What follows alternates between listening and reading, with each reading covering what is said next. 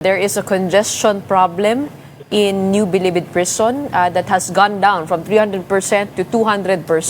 How do you plan to transfer all of these inmates to the Sablayan Penal Farm?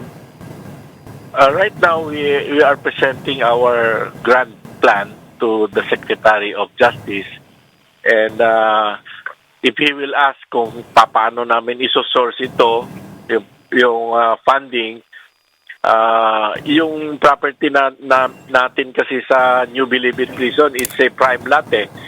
By just leasing it, you can raise a lot of hundreds of billions of pesos. So, yung paggagalingan ng lease, yun po ang gagamitin na pagpapagawa ng mga facilities outside Metro Manila. And right now, nagbigay na po ng pondo ang ating gobyerno just to accommodate this request po.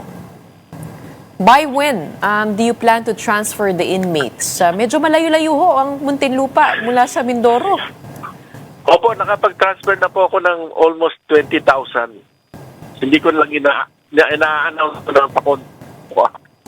This month, nagta-transfer ako ng 1,000. So, sa 12 months, nakapag-transfer ako ng almost 10,000. So, malaki po ang naging decongestion ng Muntinlupa at malaki talaga ang pagbabago. But even though we're doing it, still our plan is by 2028, sarado na yung New Bilibid Prison and we have already scattered yung mga PDL all over the country. Kaya, ano po ang sakay po nila sa kanilang pag-transfer? Nagbabarko po sila and by land.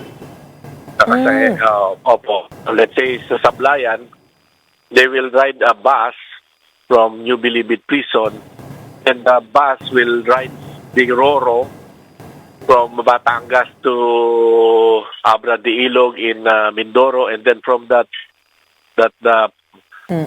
port they will disembark and then the bus will bring them to Sablayan.